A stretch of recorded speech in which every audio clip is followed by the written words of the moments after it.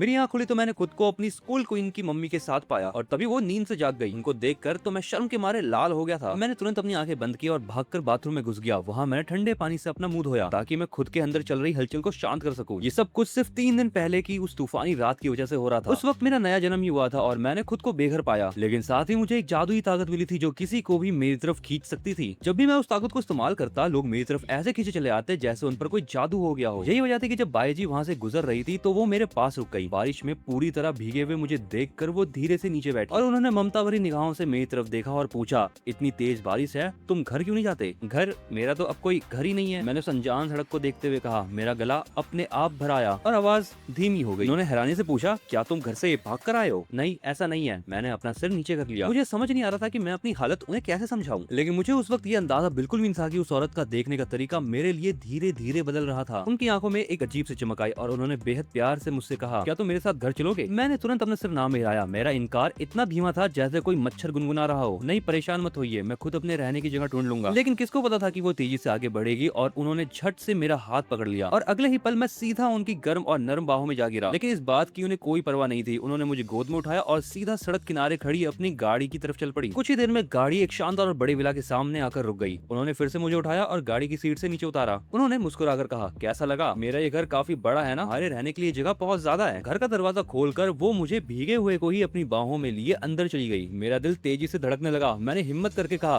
By aunty, आप पहले मुझे नीचे उतार सकती हैं? लेकिन उन्होंने मेरी बात सुनकर अपनी बाहें और कस ली और वो मेरे और पास आ गई। तभी वहाँ का माहौल अचानक से थोड़ा अजीब और शरारत भरा हो गया। मैंने डर कर तुरंत अपने बोलने का तरीका बदला।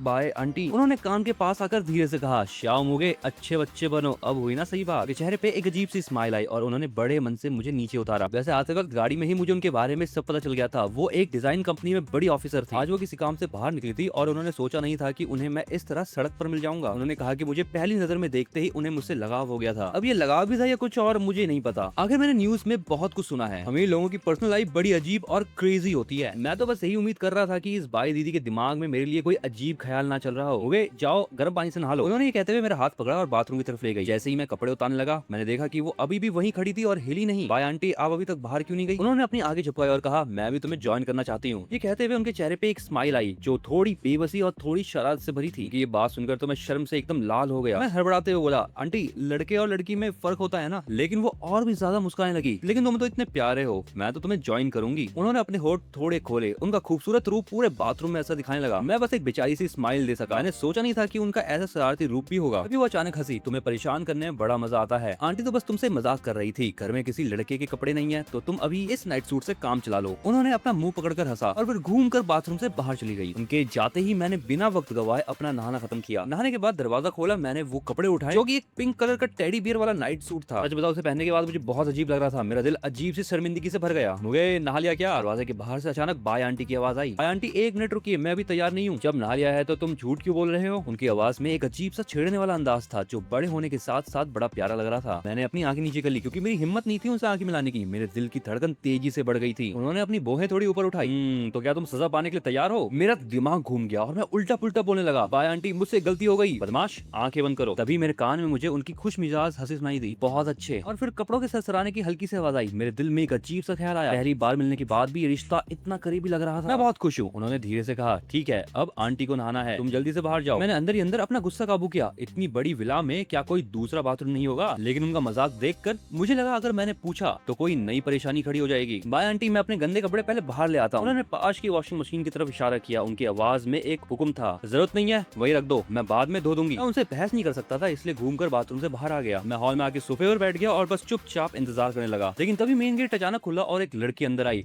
तुम कौन हो और मेरे घर में क्या कर रहे हो? उस लड़की ने गुस्से से सवाल किया और अपना फोन निकालकर पुलिस को कॉल करने लगी। मैं डर गया था, इसलिए मैंने तुरंत उसे रोका। अरे कॉल मत करो, मैं कोई चोर नहीं हूँ, ये बाई आंटी यहाँ लेकर आई है। उस लड़की ने अपनी आईब्रोज उठाई। क्या बाई आंटी, क्या तुम मेरी मम्मी की बात कर रहे हो? मैं जल्दी जल्दी हाँ में सिर लाया। ये देखकर उसका गुस्सा थोड़ा कम हुआ। ठीक है, मेरे साथ आओ। कि उसने अपने लंबे और गोरे पैर आगे बढ़ाए और मुझे सोफे पर बैठने का इशारा किया। बताओ, तुम मेरी मम्मी को कैसे जानते हो? मैंने चुपके से उस लड़की को देखा और अपनी जादुई ताकत से उसके बारे में जाना। उसकी डिटेल्स सामने आई। शांत और कड़वी बातें करने वाली, लेकिन प्यारे छोटे जानवरों के सामने बिल्कुल कमजोर। उसके कहने पर मैंने पूरी कहानी स्टार्ट से लेकर एंड तक पूरी सुना दी। सब सुनने के बाद बाई यू वेई ने अपनी आईब्रो सिकोड़ी। वो बस मुझे बार बार घूरती रही और बिना कुछ बोले शांत रही। माहौल को थोड़ा टाइट देखकर मैंने धीमे से बात शुरू की। मुझे सच में महसूस हो गया था कि कड़वी बातें करने का असर क्या होता है। मैंने अंदर ही अंदर गुस्सा गुस्सा किया और सफाई देते हुए कहा, मेरे कपड़े भीग गए थे इसलिए बाई आंटी ने मुझे ये वाले दिए हैं। जैसे ही उसकी मम्मी बाई जी का जिक्र आया, वो अचानक बिना किसी आवाज के मेरे पास आ गई। मैं थोड़ा पीछे हटा और डर के पूछा, आप क्या करना चाहती हैं? लेकिन उसने मेरी परेशानी को बिल्कुल इग्नोर किया। उसकी छोटी सी नाक मेरे शरीर को लगातार सूंघने लगी। उसका चेहरा अचानक बदला। यही खुशबू है। आंखों में एक अजीब सा जादू दिखा, जैसे मेरे शरीर की खुशबू उसे अपनी तरफ खींच रही हो। मुझे नहीं पता था कि वो क्या सोच रही थी। उस वक्त मैं बस दूर भागना चाहता था। क्या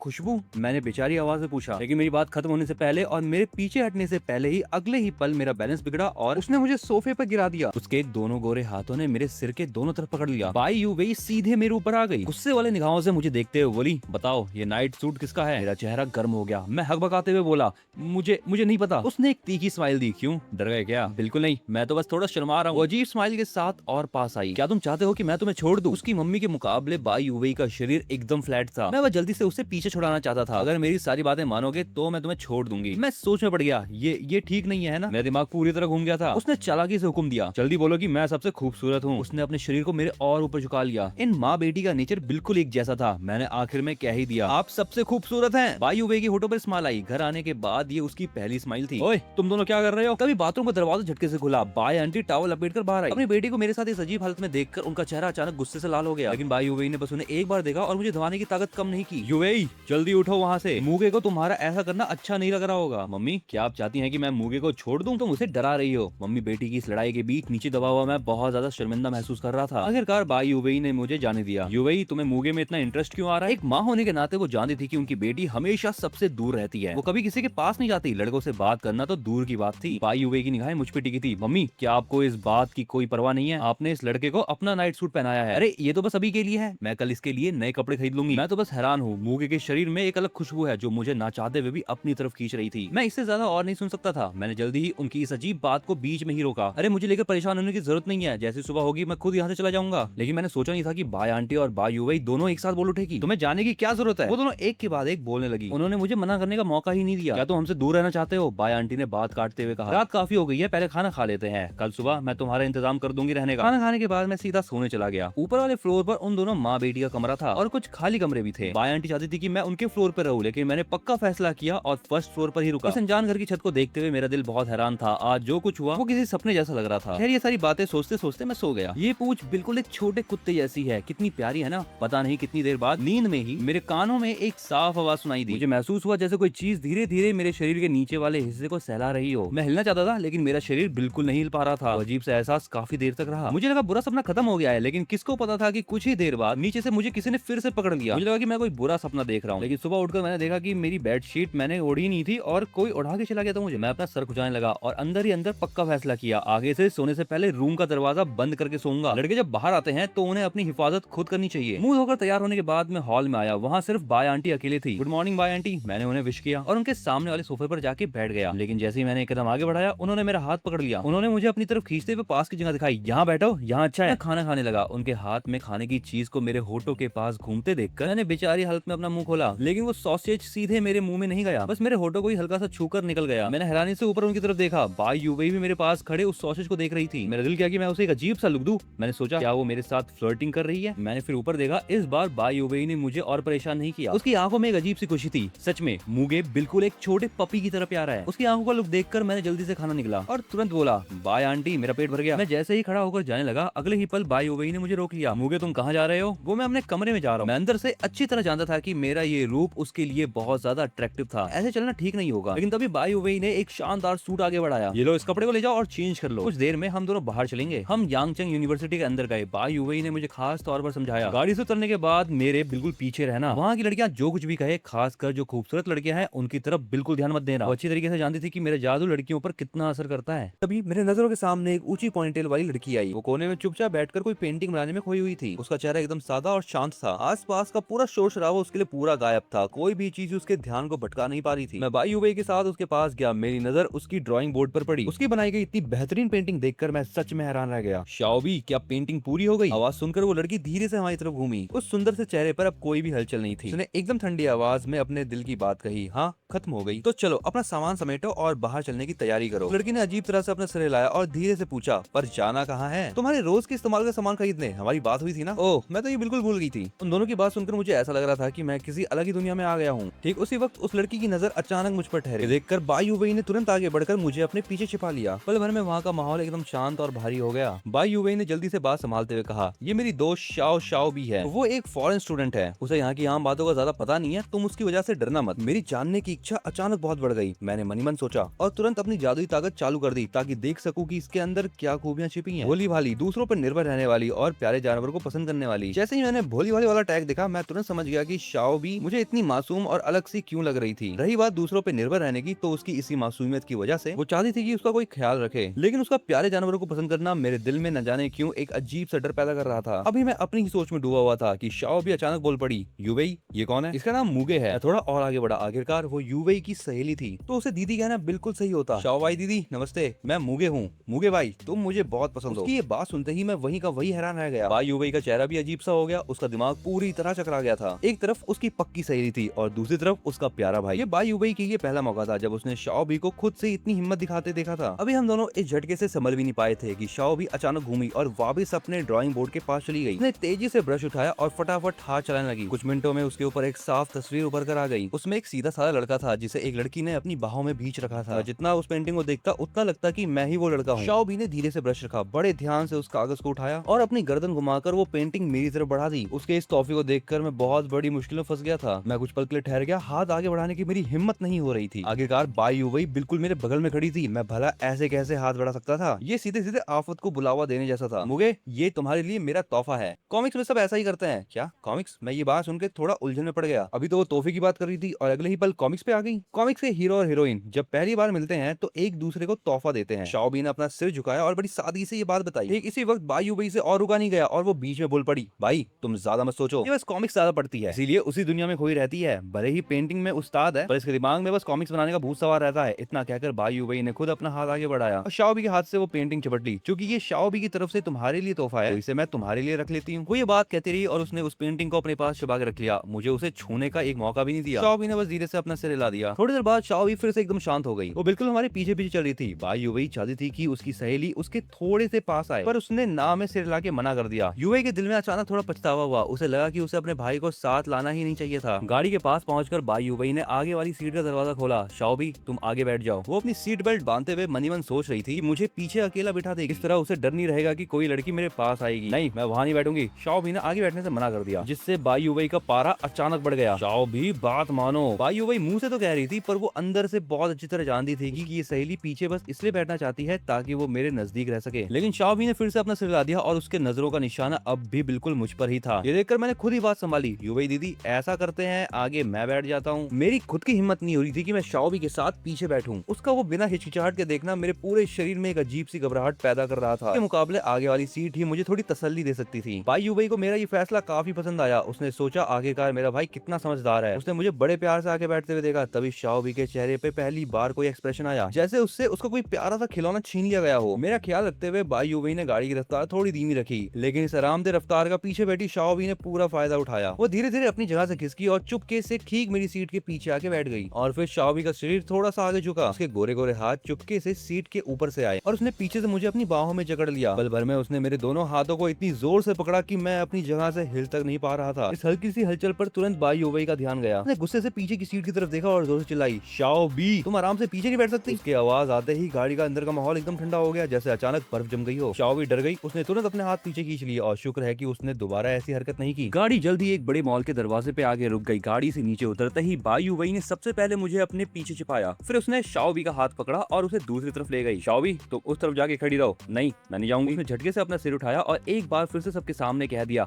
मुझे मूगे पसंद है। शाओ बी तुम्हें पसंद का मतलब भी नहीं पता। तुम बस मेरे भाई को अपने कॉमिक का हीरो बनाना चाहती हो। आस पास एकदम सन्नाटा छा गया। दोनों लड़कियां बिना कुछ बोले काफी देर तक एक दूसरे को घूरती रही। आखिरकार बाई युवई ने इस चुप्पी को तोड़ा। ये सब बातें बाद में होंगी, पहले जाके तुम्हारा सामान खरीद लेते हैं। इसी वक्त बाई युवई ने मनी मन तय कर लिया था कि वो आगे से हम दोनों को कभी मिलने नहीं देगी। अगर ऐसा ही चलता रहा तो उसे डर था कि उसकी पक्की सहेली कहीं उसकी भाभी ना बन जाए। भाई दीदी हमें क्या खरीदना है? आज हम शाओ बी के लिए कुछ कपड़े खरीदना है। तो फिर मेरा यहाँ आना जरूरी नहीं था ना? मुझ जैसा अकेला लड़का अब लड़कियों के बीच कपड़ों की दुकान में फंसा हुआ था। मैं बस मनी मन दुआ कर रहा था कि इन दोनों की शॉपिंग जल्दी खत्म हो और यहाँ से निकले। मुगे तुम्हें क्या लगता है ये अच्छी है? शाओ बी ने अचानक एक काले रंग का कपड़ा हवा में उठाया और अपनी मासूम नजरों से मेरी तरफ देखने लगी। ये देखकर मैं बिल्कुल हैरान रह गया। मनी मन सोचा, यार मुझसे ये सब पूछना ठीक नहीं है। मैं आखिर क्या जवाब दूं? ये ड्रेस उन पर अच्छी लग रही है या बुरी? लेकिन वो भी हार मानने वालों में से नहीं थी। वो लगातार मेरे पीछे पड़ रही थी जैसे बिना जवाब जवाब लिए यहाँ से हिलेगी भी नहीं। मैंने हिचकते हुए कहा, काला रंग कुछ ज्यादा ही मैच्योर लगता है। शाओबी दीदी, मुझे लगता है कि आपके ऊपर पिंक रंग ज्यादा अच्छा खिलेगा। उन्होंने तुरंत कहा, चलो फिर गुलाबी रंग की खरीद लेते हैं। की बात अभी पूरी नहीं हुई थी, वो चहकते हुए बोली, मैं अभी तुम्हें ये पहन के दिखाती हूँ। मैंने घबराकर हाथ लाया, अरे नहीं नहीं नहीं। लेकिन मेरी बात सुनने के बजाय मैंने देखा कि शाओबी ने अपने स्कर्ट के किनारे हाथ रख भी दिए थे। अगर गलती से भी उस पर मैंने अपना सिर हाँ में हिला दिया होता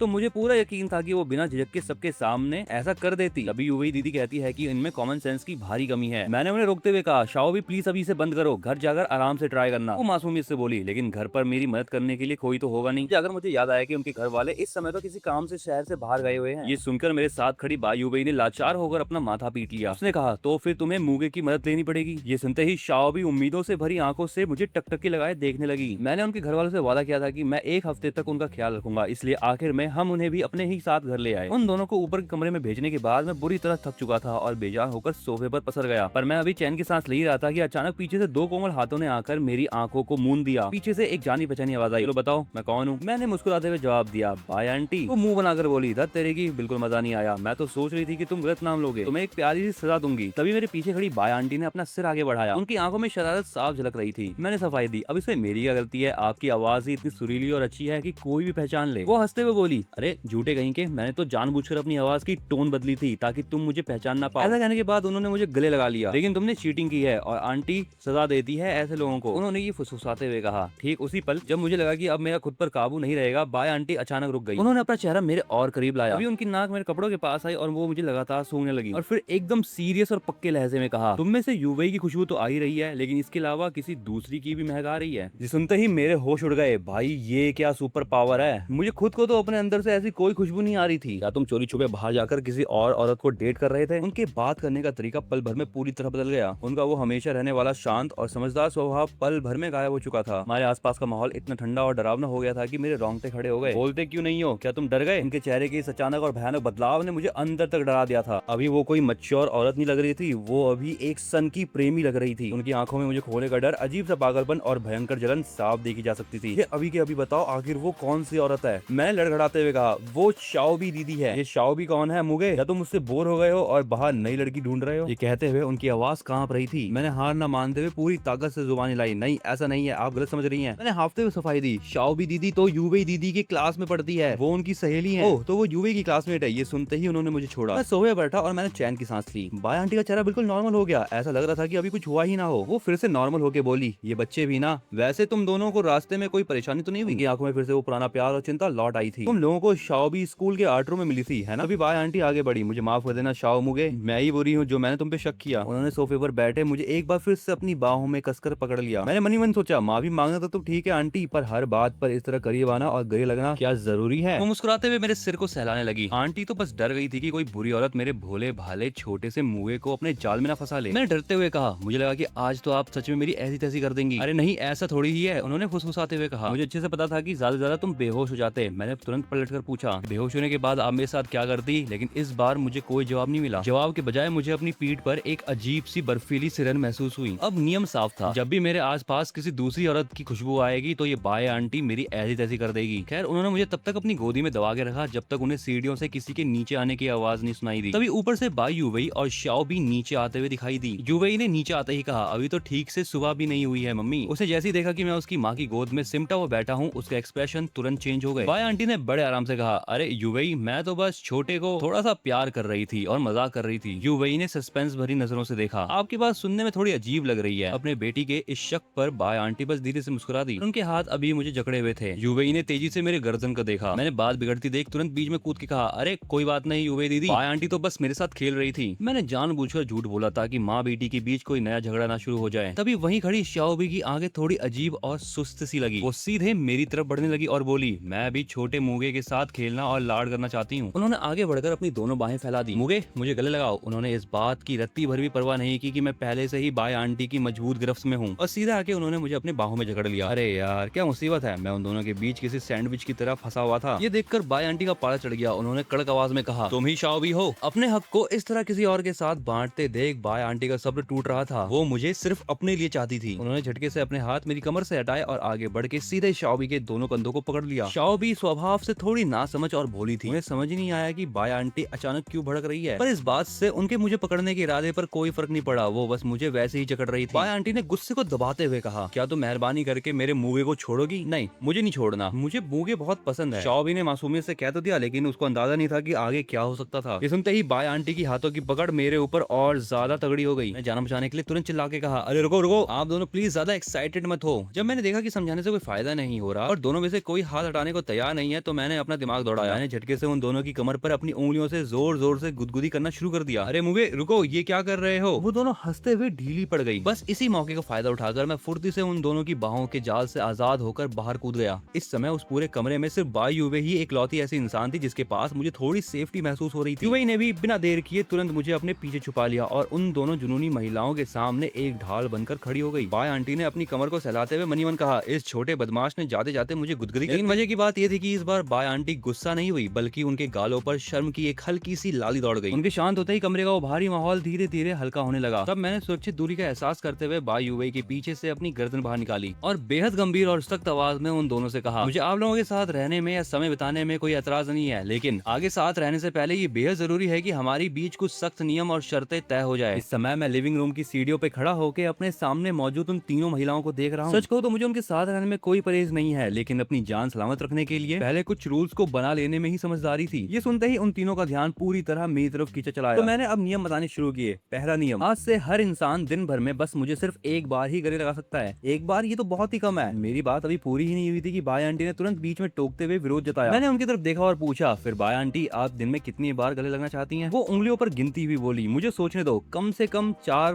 5, 6, 7, 8 बार। हाँ, हर दिन कम से कम 8 बार तो होना ही चाहिए। तभी बाई युवई बीच में आई और कड़क आवाज में बोली, नहीं, जैसा छोटा मुगे चाहता है बिल्कुल वैसा ही होगा, दिन में सिर्फ एक बार। युवई ने अंतिम फैसला सुना दिया। ये देखकर पास खड़ी शाओबी ने भी चुपचाप सहमति से अपना सिर हिला दिया। मैंने अपनी बात आगे बढ़ाई। दूसरा नियम, मुझे छूने से पहले मेरी इजाजत लेनी होगी। दरअसल मुझे सबसे ज्यादा डर बाय आंटी और शाओबी के अचानक होने वाले सरप्राइज अटैक से लगता था। मैंने मनी मन सोचा कि अगर मैं पहले से तैयार रहूंगा तो कम से कम शुरुआत में ही इनके जाल में फंसने से बच जाऊंगा। इस बार बाय आंटी चुपचाप मान गई। उन्हें अपनी खूबसूरती और कातिलाना अदाओं पर पूरा भरोसा था। मैंने आखिरी बात जोड़ी, और तीसरा नियम, हम सब यहाँ मिलजुल कर शांति से रहेंगे। मेरी वजह से आपस में कोई लड़ाई झगड़ा नहीं होना चाहिए। ये नियम मैंने खास तौर पर बाय आंटी को ध्यान में रख के बनाया था। अगर मुगे ने ये सब कुछ कह दिया है तो सब कुछ मंजूर है। चलो अब मैं रात का खाना बनाने के लिए जा रही हूँ। इतना कहने के बाद बाय आंटी वहाँ से किचन की तरफ चली गई। मेरे दिल में आज बाय युवई के लिए इज्जत और बढ़ गई। अगर उसने आज मेरी ये मदद ना की होती तो तीनों नियम कभी नहीं पास हो पाते। अच्छा मुगे, अब मेरी बारी है, युवई ने शरारत से कहा। चलो आज के हिस्से का वो एक जादुई हक मुझे दे दो। इतना कहते ही उसने अपनी दोनों बाहें मेरे सामने फैला दी। किसी तरह बाय युवई को गले लगाकर निपटाने के बाद मैंने चैन की लंबी सांस ली। चलो शुक्र है, अब रोज रोज के फालतू के ड्रामों और झंझटों से थोड़ी राहत मिलेगी। मंडे की सुबह जब मैं गहरी नींद से धीरे धीरे जागा तो अचानक मेरे दिमाग में एक गूंजती हुई मिस्टीरियस आवाज सुनाई दी, बधाई हो, आपको एक नई एबिलिटी मिली है, जो कि है किसी को भी अपने काबू में करने की एबिलिटी। तब जाकर मुझे झटका लगा और समझ आया कि मेरी ये जादुई शक्तियाँ हर सोमवार की सुबह अपडेट होती है। कल रात में इतनी गहरी नींद सो गया था कि इस बात का ध्यान ही नहीं रहा। जब मैंने इस नई सम्मोहन कला की डिटेल्स देखी तो मैं दंग रह गया। मुझे लगा पुरानी वाली शक्ति ही सबसे खतरनाक थी। पल भर में किसी की पर्सनैलिटी को अपनी उंगलियों पे नचाने की वो शक्ति बिल्कुल वैसी ही थी जैसे नॉवेल्स में बड़े बड़े विलन्स और मास्टरमाइंड के पास होती है। लेकिन इस बार जो मिला वो तो उम्मीद से कई ज्यादा परे और बहुत खतरनाक था। सीधे किसी को भी कंट्रोल करने की शक्ति। इस एबिलिटी के रूल्स को पढ़ने के बाद मुझे समझ आया कि इसकी मदद से मैं किसी भी जीवित प्राणी को उसकी आत्मा की गहराइयों से पूरी तरह अपना गुलाम बना सकता हूँ। बिना कोई सवाल किए मेरी हर बात मानेगा। मेरे मन में एक शातिर सी खुशी दौड़ गई। लेकिन अभी भी कुछ सवाल थे। इस सम्मोहन का दायरा कितना बड़ा है, इसका असर कितनी देर तक रहता है, और क्या एबिलिटी के खत्म होने के बाद सामने वाले को कुछ याद रहता है या नहीं। इन सब बातों को पता लगाने के लिए मुझे खुद इसका टेस्ट करना था। क्योंकि मैं सुबह काफी जल्दी उठ गया था, इसलिए घर से निकलते वक्त किसी को कानो कान खबर नहीं हुई। वैसे भी ये एक वीवीआईपी एरिया था, इसलिए सुबह के वक्त सड़क पर दूर दूर तक कोई परिंदा भी नजर नहीं आ रहा था। मैंने मनी मन सोचा, अब क्या इसका टेस्ट मैं पेड़ पौधों के ऊपर करूँ। काफी देर इंतजार करने के बाद भी जब कोई नहीं दिखा तो मैंने हार मानकर वापस घर लौटने का मन बनाया। लेकिन जैसे ही मैं वापस घर जाने के लिए पलटा, अचानक झाड़ियों के पीछे से एक बिल्ली गुस्से में म्याऊं करने की तेज आवाज आई। मैंने सिर उठा के देखा तो मेरे सामने एक लायन कैट खड़ी थी। उसकी आंखों में मेरे लिए साफ साफ दुश्मनी और गुस्सा दिखाई दे रहा था। अगर मैं पहले जैसा कोई मामूली लड़का होता तो शायद कोई डंडा उठाकर उससे दो दो हाथ करने की सोचता, लेकिन अब मैं कोई आम इंसान थोड़ी ही था। मैं तो खुद ही अपनी नई पावर को टेस्ट करने के लिए किसी शिकार की तलाश में था और ये बिल्ली खुद चलकर मेरे पास आ गई। मैंने अपनी आंखें बंद की और मनी मन सोचा, सम्मोहन कला एक्टिवेट। जादू की तरह वो गुस्से में भागती हुई बिल्ली पल भर में अपनी जगह पर पत्थर की तरह जम गई। मैंने हुक्म दिया, बैठ जाओ, और चमत्कार देखिए, वो बिल्ली बिना हिचकिचाए सच में जमीन पर बैठ गई। लेकिन वो इतनी तेज रफ्तार में दौड़ती हुई आ रही थी कि अचानक ब्रेक लगाने की वजह से उसके पंजे जमीन पर इतनी जोर से रगड़े मानो चिंगारी ही निकल आई हो। वो बेचारी बिल्ली जलन के मारे धीरे से म्याऊं म्याऊं करने लगी। मैंने उसे अगला आदेश दिया, चलो अब हाथ मिलाओ। उस घमंडी बिल्ली ने आज्ञाकारी बच्चे की तरह अपना एक पंजा आगे बढ़ाया और बड़े प्यार से मुझसे हाथ मिलाया। मैं मुस्कुराते हुए उस बिल्ली के सिर को सहलाने लगा और सोचने लगा कि मेरी एबिलिटीज कितनी कमाल की है। सामने वाला पूरी तरह से आपकी उंगलियों पे नाचने के लिए मजबूर हो जाता है। अभी भी मैं अपनी एबिलिटी के कुछ और टेस्ट करने ही जा रहा था कि तभी अचानक थोड़ी दूर से एक बेहद सुरीली और घबराई हुई लड़की की आवाज गूंजी, मीमी तुम कहाँ हो? मैंने देखा कि एक परछाई बदहवास हालत में हमारी तरफ ही दौड़ती हुई चली आ रही थी और जब वो रोशनी के करीब आई तो मेरे होश उड़ गए। सामने खड़ी लड़की कोई मामूली लड़की नहीं थी बल्कि हुस्न की मलिका, एक बेहद कातिलाना और खूबसूरत बड़ी मिस थी। वो बेहद कमाल की थी। सुनिए, क्या ये बिल्ली आपकी है? मैंने पूछा। मैंने मनी मन सोचा, लो भाई, इस बिल्ली को मैंने अभी अभी कंट्रोल में किया ही था कि इसकी मालकिन ढूंढते हुए खुद यहाँ पहुंची। तो हाँफते हुए बोलने लगी, मुझे माफ करना, बहुत माफ करना। हमारी बिल्ली अजनबियों को देखकर बहुत ज्यादा गुस्से में आ जाती है, इसलिए मैं आमतौर पर इसे घर के अंदर रखती हूँ। पता नहीं कैसे आज ये मेरी नजरों से बच के चुपके से घर से बाहर आ गई। एक मालकिन होने के नाते वो अपने पालतू जानवर के बारे में बहुत अच्छे से जानती थी और ठीक इसी वजह से जब उन्होंने देखा कि उनकी वो लड़ाकू बिल्ली मेरे साथ इतनी शांति और दोस्ताना अंदाज में बैठी है, इसलिए वो ये चीज देखकर बहुत हैरान हो गई। शायद उनके पास इस बात का कोई जवाब नहीं था, इसलिए उन्होंने मनी मन यही सोच लिया शायद मैं दिखने में बहुत ज्यादा क्यूट हूँ, इसलिए बिल्ली मान गई। लेकिन सच तो ये है कि जैसे ही उनकी नजर पहली बार मुझ पे पड़ी, न जाने क्यों उन्हें ऐसा एहसास हुआ मानो उनके दिल की धड़कन एक पल के लिए थम सी गई हो। मैंने उस बिल्ली के साथ खेलने की अपनी हरकत को वहीं रोक दिया और अपनी जादुई नजरों से अपने सामने खड़ी उस खूबसूरत महिला को ध्यान से देखने लगा। थोड़ी लापरवाह और प्यारे जानवरों को लेकर बहुत एक्साइटेड। मैंने पल भर में अपने सिस्टम से उनकी सारी बातें जान ली थी। अरे मैंने तुम्हें यहाँ पहले कभी नहीं देखा, वो महिला मुझ में काफी दिलचस्पी लेते हुए बोली। मैं अभी कुछ ही समय पहले यहाँ रहने आया हूँ। मैंने अपना एक छोटा सा परिचय दिया। मैं नहीं चाहता था कि वो मुझे सोसाइटी में घूमने वाला कोई आवारा या बुरा लड़का समझे। अच्छा, तो तुम मिस बाई के घर पे रहते हो? वो मुस्कुराई। मेरा नाम एलिजाबेथ है। उसके बाद उन्होंने मुझसे पूछा कि मैं यहाँ पर कितने समय के लिए रुकने वाला हूँ। ऐसा लग रहा था कि जब से उन्होंने मुझे देखा था उनके मन में मेरे लिए एक अजीब से झुकाव और पसंद पैदा हो गई थी। कमाल की बात ये थी कि ये अट्रैक्शन हर सेकंड तेजी से बढ़ता जा रहा था। उनके मन में ये इच्छा जागने लगी थी कि वो हर रोज मुझे अपने सामने देखे। मैंने थोड़ा उदास चेहरा बनाकर कहा, अब इस दुनिया में मेरा कोई सगा नहीं है। बाय आंटी ने मेरे ऊपर तरस खा के मुझे अपने घर पे रखा है। सच तो ये था कि जब से बाय आंटी मुझे घर लाई थी उन्होंने मेरे लीगल अडॉप्शन को लेकर कभी कोई साफ बात नहीं की थी। पिछले 2 दिनों से मैं भी उनसे ये पूछने की कोशिश कर रहा था, लेकिन वो हमेशा कोई ना कोई बहाना बनाकर बात को टाल देती थी। इन बातों से मुझे साफ महसूस हो रहा था कि बाय आंटी के दिल में मेरे लिए कोई खास फीलिंग्स आ रही थी। उन्होंने कहा कि उनसे गलती होगी कि उन्होंने ये सवाल किया। एलिजाबेथ को खुद पे अजीब लग रहा था, वो वाकई हैरान थी, लेकिन फिर भी मेरा ये मासूम चेहरा और आवाज उनके दिल की गहराइयों में छप चुका था। और जब उन्होंने मुझे इस तरह सिर झुकाए खामोश खड़े देखा तो उनका दिल पिघल गया और उनके मन में मेरे लिए प्यार उमड़ पड़ा। मैंने एलिजाबेथ के चेहरे के बदलते हाव भाव भाप लिए और पूछा,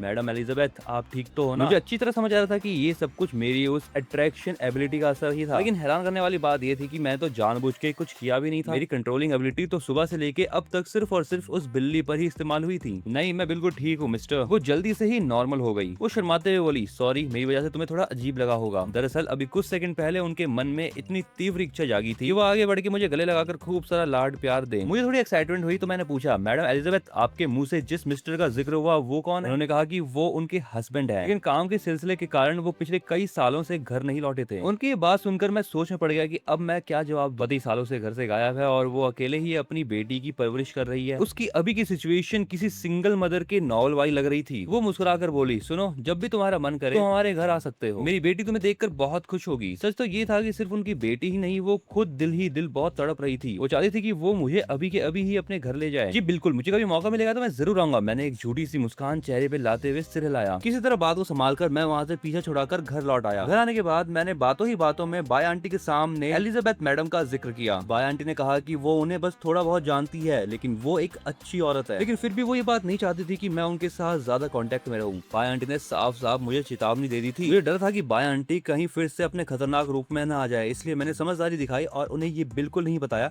कि मैडम ने मुझे अपने घर पर आने का न्योता दिया है। खाना खाने के बाद बाय आंटी ने अपनी कार निकाली और वो मुझे स्कूल छोड़ने के लिए तैयार हो गई। कार चलाते हुए उन्होंने मुझसे कहा, अगर स्कूल में कोई भी तुम्हें परेशान करे या चिढ़ाए तो बिना डरे तुम मुझे बताना। क्या तुम मेरी बात समझ गए? जी मैं समझ गया बाय आंटी, आप रास्ते में आराम से गाड़ी चलाना, अपना ख्याल रखिएगा। मैंने कार से उतरते ही उन्हें बाय किया। मन ही मन मैंने सोचा, सच कहूँ तो बाय आंटी को मेरे साथ यहाँ तक आने की कोई जरूरत नहीं थी, क्योंकि स्कूल तो बस कुछ ही किलोमीटर दूर था। खैर कुछ देर तक मुझे देखने के बाद बाय आंटी ने अपनी गाड़ी स्टार्ट की और वो वहाँ से चली गई। मैंने उनकी गाड़ी को वहाँ से जाते हुए देखा और फिर पलटकर शांत से अपने नए स्कूल के कैंपस में कदम रखा। मानना पड़ेगा रईसों का स्कूल जो था वो खूबसूरत लड़कियों से भरा हुआ था। मेरी अट्रैक्शन एबिलिटी की वजह से वहाँ मौजूद जितनी भी लड़कियां थी सबकी नजरें मुझ पर टिक गई। अच्छा हुआ कि मेरा दिमाग समय पर चल गया और मैं वहाँ से तेजी से बच के भाग निकला, नहीं तो मुझे पता था कि वो लड़कियां मुझे चारों तरफ से घेर लेती। मैं सीधे टीचर स्टाफ रूम में गया। हेलो टीचर, मैं नया एडमिशन हूँ और यहाँ रिपोर्ट करने आया हूँ। वहाँ मुझे वही स्टाफ मेंबर मिली जिन्होंने कल मेरा पूरा प्रोसेस पूरा किया था एडमिशन के लिए। मुझे सुबह सुबह इतनी जल्दी स्कूल आया देखकर उनकी आंखों में हैरानी साफ देखी जा सकती थी। अरे मुगे, आज तुम काफी जल्द जल्दी आ गए, बहुत अच्छे, उन्होंने मुस्कुराकर कहा। इसके बाद जब मैं अपने क्लासरूम में गया तो मैंने देखा कि वहाँ तकरीबन 40 के करीब स्टूडेंट्स बैठे थे और सबसे बड़ी बात, उनमें से ज्यादातर संख्या सिर्फ लड़कियों की थी। जैसे ही मेरे कदमों की आहट हुई और मैंने दरवाजे से अंदर कदम रखा, पूरी क्लास का शांत माहौल पल भर में जैसे किसी धमाके की तरह बिखर गया। लड़कियां चहकने लगी। एक लड़की ने मुझसे कहा, जल्दी आओ मेरे पास, मुझे गले लगाओ, तुम बहुत ज्यादा प्यारे लग रहे हो। मुझे पहले से अंदाजा था कि मेरा ये नया रूप क्लास में थोड़ी हलचल जरूर मचाएगा, लेकिन मुझे ये बिल्कुल नहीं पता था कि एंट्री लेते ही माहौल इस कदर बेकाबू और क्रेजी हो जाएगा। सिचुएशन को हाथ से निकलता देख मैं बिना किसी देरी के लपक कर सीधे पोडियम पर चढ़ गया कि पहले एक इंट्रोडक्शन देकर सबको शांत कर सकूं। मैंने मुस्कुराते हुए कहा, मेरा नाम मुगे है और मैं यहाँ पे नया। उम्मीद है कि आगे आप सभी के साथ मेरा सफर बहुत अच्छा रहेगा, कृपया मेरा ख्याल रखिएगा। जैसे ही मैंने अपना इंट्रोडक्शन दिया, क्लास की लड़कियों में हलचल और कानाफूसी बढ़ गई। क्लास टीचर ने सिचुएशन को संभालते हुए कहा, सब शांत हो जाओ, पहले मुगे को अपने लिए एक सीट चुनने दो। जैसे ही टीचर ने मुझे सीट चुनने को कहा, क्लास की लड़कियां पहले से भी ज्यादा एक्साइटेड हो गई। वहाँ आगे की सीट पर बैठी एक महंगी और आलीशान ड्रेस वाली लड़की मेरी तरफ देखते हुए जोर जोर से हाथ हिलाने लगी। तभी मेरी नजर क्लास के एकदम आखिरी कोने में बैठे एक लड़के पे टिकी। उस लड़के ने कटोरा कट बाल रखे थे और उसके बड़े बड़े बाल उसके आधे चेहरे को ढक रहे थे। उसने चश्मा पहना हुआ था और वो शांत बैठा था। मैं उसके पास गया और धीरे से पूछा, हेलो दोस्त, क्या तुम्हारे पास वाली सीट खाली है? लेकिन मेरी उम्मीद के उलट उस लड़के ने मेरी बात सुनकर सिर उठाकर देखा तक नहीं। उल्टा उसने अपना चेहरा डेस्क पर और छुपा लिया और उसका पूरा शरीर घबराहट में कांप रहा था। मैंने मनी मन सोचा, क्या ये सच में डर गया है? ऐसा बर्ताव मैंने पहली बार देखा था। मेरी बात सुनने के बाद वो लड़का और ज्यादा सहम गया, पर वो जितना मुझसे दूर भाग रहा था, मेरा मन उसके साथ बैठने का उतना ही ज्यादा होने लगा। मुझे लगा उसे एक अच्छे दोस्त और सहारे की जरूरत है। नहीं, प्लीज यहाँ मत बैठो, वरना बाकी सब तुम्हें भी अकेला कर देंगे। तभी मेरे पास बहुत ही धीमी और सहमी हुई आवाज आई। उसकी आवाज में छिपा अकेलापन और डर साफ महसूस किया जा सकता था। जब मैंने उसकी तरफ ध्यान से देखा तो सिस्टम ने मुझे उसके स्वभाव के टैग दिखाए, बेहद डरपोक, अकेला और खुद को छुपाने की कोशिश करने वाला। मुझे अंदाजा नहीं था कि क्लास के बाकी लोगों की वजह से वो इतना कमजोर पड़ जाएगा। मैंने मुस्कुराकर कहा, मुझे किसी के अलग करने का कोई डर नहीं है और हाँ, मैं तुमसे दोस्ती करना चाहता हूँ। मेरा नाम मुगे है, तुमसे मिलकर बहुत खुशी हुई। मैंने उसकी तरफ अपना हाथ बढ़ाया। मेरी आवाज सुनकर उसने बहुत ही दबी आवाज में अपना नाम बताया, मेरा नाम मेई जीवो है, तुम मुझे जीवो बुला सकते हो। अरे जीवो, तुम्हारा नाम तो बहुत कमाल का है, मैंने हंसकर कहा और एक बार फिर से हाथ आगे बढ़ाया। मेरी बात सुनकर उसकी आंखों में थोड़ी चमक आई, मानो पहली बार किसी ने उसकी तारीफ की हो। तभी क्लास के बीच से लिन मिंग नाम की एक लड़की खड़ी हुई और चिल्लाकर बोली, मुगे, तुम नए आए हो इसलिए तुम्हें पता नहीं है, ये लड़का पूरी क्लास में सबसे नापसंद इंसान है। उसकी वो कड़वी आवाज पूरी क्लास में गूंज गई। लेकिन दुख की बात ये कि जीवो के समर्थन में एक भी स्टूडेंट खड़ा नहीं हुआ। जीवो को लगा कि बाकी लोगों की बात सुनकर मैं भी उसका हाथ छोड़ दूंगा, लेकिन मैंने उस लड़की की तरफ ध्यान तक नहीं दिया। मैं तुरंत पलटा और जीवो को देखा। डरो मत जीवो, मैं तुम्हारे साथ हूँ। ये देखकर लिन मिंग का गुस्सा और बढ़ गया। मुगे, इस अजीब लड़के से तुरंत दूर हो जाओ। मैंने उसकी तरफ देखा और ठंडे लहजे में कहा, मैं किससे दोस्ती करूँ और किससे नहीं, मेरा फैसला है। तुम लोगों को दूसरों को परेशान करने में मजा आता है क्या? मैंने क्लास की उन लड़कियों की तरफ देखा जिनके टैग साफ बता रहे थे कि वो सब मिलकर इस मासूम लड़के को रोज परेशान करती थी। अब मैं इन सबसे और बहस नहीं करना चाहता था। मैंने तुरंत अपने मन में कंट्रोलिंग पावर को एक्टिवेट किया और आदेश दिया, तुम लोग तुरंत शांत होकर अपनी अपनी जगह सीधे खड़ी हो जाओ। और पल भर में जादू हुआ, वो सभी लड़कियां एकदम शांत होकर मूर्ति की तरह सीधी खड़ी हो गई। मैंने अगला आदेश दिया, तुम सबने मिलकर जीवो के साथ जो भी गलत हरकतें की हैं उन्हें सच सच मान लो। कंट्रोल एबिलिटी के असर में आते ही वो सब बिना रुके अपनी की हुई गलतियों को खुद ही कबूलने लगी। ये बदला हुआ और आगेकारी रूप देखकर क्लास के बाकी बचे लोग हैरान रह गए। मैंने उनसे कहा, अब तुरंत प्रिंसिपल ऑफिस जाओ और अपनी गलतियों को लिखित में स्वीकार करो। मैं खुद उनके खिलाफ कोई कदम नहीं उठाना चाहता था। कानून और स्कूल अथॉरिटी को ही अपना काम करना था। पूरी क्लास में सन्नाटा पसरा हुआ था, किसी की कुछ बोलने की हिम्मत नहीं हो रही थी। मैंने जीवो का हाथ पकड़ा और हम दोनों ने देखा कि वो लड़कियां सीधे ऑफिस की तरफ चली गई, जहाँ से थोड़ी ही देर बाद टीचर के डांटने की आवाज आने लगी। जब ये सब हो गया तो जीवो को अपनी आंखों पे यकीन नहीं हो रहा था। उसे लगा जैसे कि वो कोई सपना देख रहा हो। मुगे, ये सब सच है ना? मैं कोई सपना तो नहीं देख रहा? हम क्लास में वापस नहीं गए बल्कि स्कूल के बड़े मैदान की तरफ आ गए। मैंने मुस्कुराकर कहा, बधाई हो दोस्त, आज से तुम्हारा वो डर हमेशा के लिए खत्म हो गया। मैं सिर हिलाया और कहा, ये सब मेरी वजह से नहीं बल्कि तुम्हारी वजह से हुआ है मुगे, तुम बहुत अच्छे दोस्त हो। हम दोनों स्कूल खत्म होने के बाद मैदान की हरी घास पर बैठकर बातें करते रहे। छुट्टी होने के बाद मैंने अपने इस नए दोस्त को अलविदा कहा और घर की तरफ चल पड़ा। मैं जैसे ही अपने घर के मेन गेट के पास पहुंचा और चाबी निकालने लगा, तभी पास से एक जानी पहचानी आवाज आई, अरे तुम मुगे हो ना? क्या तुम अभी अभी स्कूल से लौटे हो? वो आवाज मिस एलिजाबेथ की थी। मैंने पलट कर देखा और कहा, हाँ मैम, मैं ही हूँ, नमस्ते। वो मुस्कुराते हुए मुझे देख रही थी। वो आगे बढ़ी और बोली, मुगे, क्या तुम थोड़ी देर के लिए मेरे घर में आना चाहोगे? मुझे बहुत खुशी होगी। मैंने थोड़ा हिचकिचाते हुए कहा, अब इस वक्त आना शायद ठीक नहीं होगा मैडम।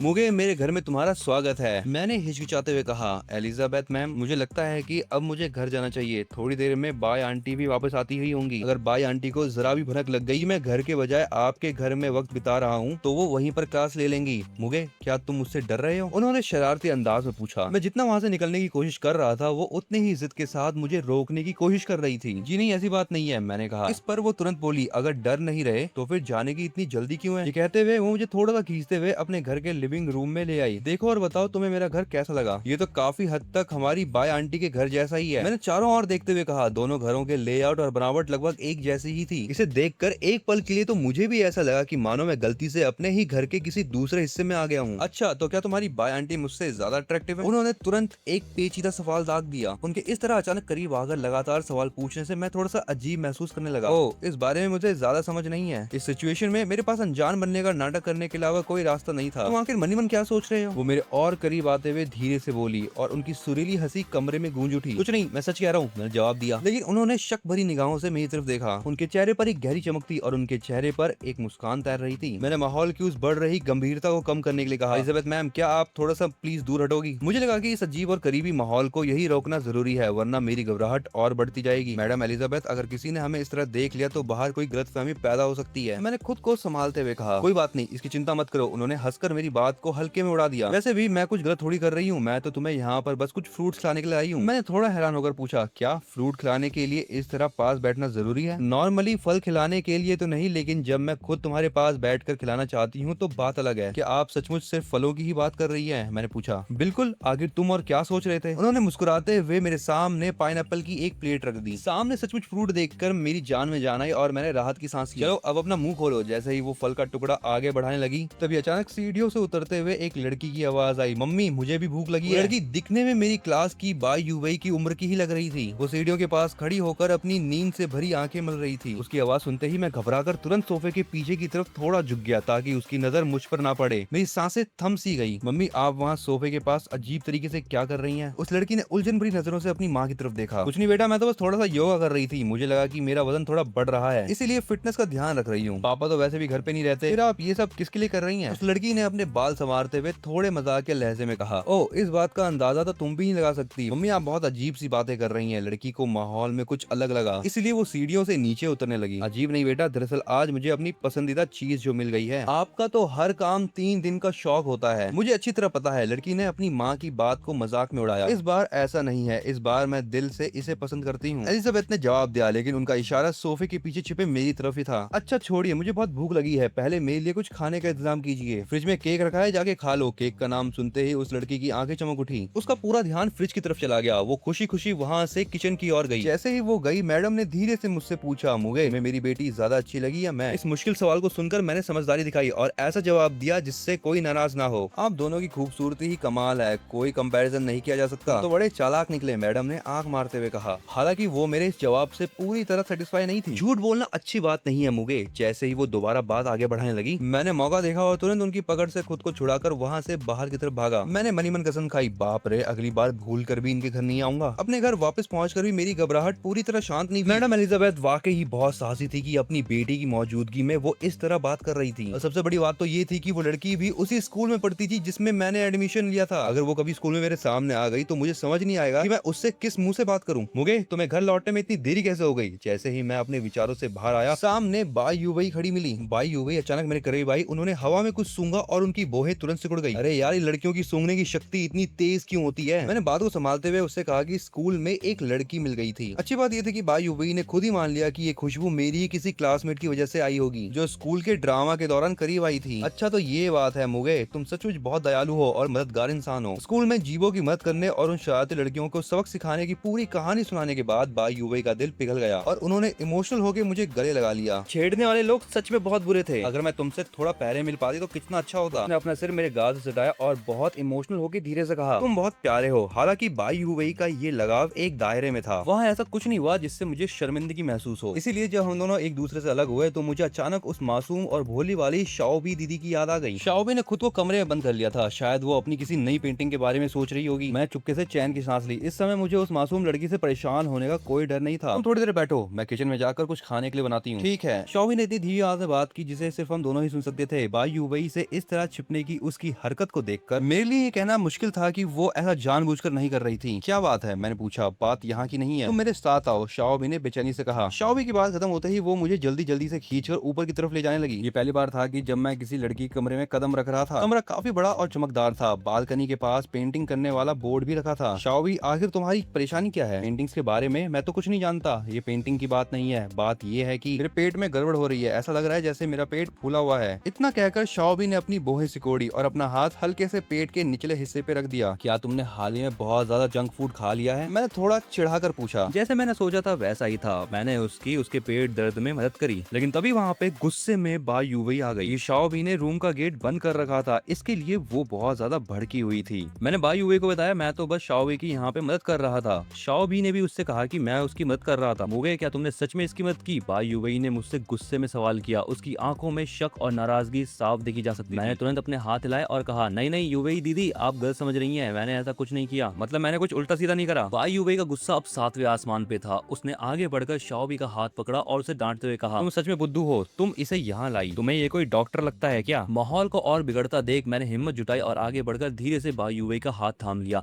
मैंने बहुत ही नर्म और शांत आवाज में कहा, यूवई दीदी प्लीज गुस्सा मत होइए, जैसे आप सोच रही हो वैसा कुछ नहीं है। मैं भला आपसे कुछ छुपा कैसे सकता हूँ? मेरे जादुई शरीर और इस प्यार भरे अंदाज का असर तुरंत दिखने लगा। बा यूवई के चेहरे का गुस्सा धीरे धीरे पिघलने लगा, लेकिन वो अभी भी अपनी अकड़ बनाए रखना चाहती थी। उसने मुंह फेरते हुए कहा, अच्छा ठीक है, इस बार मैं जाने देती हूँ, लेकिन अगली बार अगर मुझे कुछ भी गड़बड़ दिखी तो मैं बिल्कुल नहीं छोड़ूंगी। हाँ बिल्कुल, आगे से ऐसा कुछ नहीं होगा, मैंने चैन की सांस लेते हुए कहा। इसके बाद बा यूवई शाओबी को समझाते हुए कमरे से बाहर ले गई और मुझे अकेले में राहत महसूस हुई। शाम को बाय आंटी का फोन आया। उन्होंने बताया कि उन्हें काम के सिलसिले में घर आने में थोड़ी देर हो जाएगी, इसलिए रात का खाना हम तीनों ने मिलकर खाया। बा यूवई का खाना बनाना वाकई लाजवाब था। खाना खा के मैं काफी थक चुका था। जैसे मैं सोने के लिए अपने बिस्तर पे लेटा तभी मेरे कमरे के दरवाजे पर हल्की सी दस्तक हुई। इस वक्त कौन हो सकता है, मैंने सोचते हुए दरवाजा खोला। सामने का नजारा देख के मेरे होश उड़ गए। मेरे सामने बाय आंटी थी। मुगे, क्या मैं अंदर आ सकती हूँ? उन्होंने मुझसे पूछा। जी हाँ बिल्कुल आंटी। मैं घबराते हुए पीछे हटा। वो सीधे आकर मेरे बेड पर बैठ गई और मुस्कुराते हुए मेरी तरफ देखने लगी। मुगे, मैं बहुत थक गई हूँ, क्या तुम मेरी पीठ दबा दोगे? इनकी ये बातें सुनकर मेरी घबराहट और बढ़ गई। अगर मैं इस वक्त इनकी पीठ दबाऊंगा और यूवई दीदी ने देख लिया तो मेरा क्या हाल होगा? मैंने बहाना बनाते हुए कहा, आप यूवई दीदी से क्यों नहीं करवा लेती ये काम? लेकिन वो मेरी बात नहीं मानना चाहती थी। उन्होंने मुंह बना के कहा वो मुझसे ही अपनी पीठ दबाना चाहती थी। मेरे पास मना करने का अब कोई रास्ता नहीं था। मैंने भारी मन और कांपते हाथों से उनके कंधों को छूना शुरू किया। पूरी रात अच्छे से ना सो पाने के कारण अब मेरे डार्क सर्कल हो गए थे। मैं अपने भारी सिर के साथ अकेडमी के लिए निकला।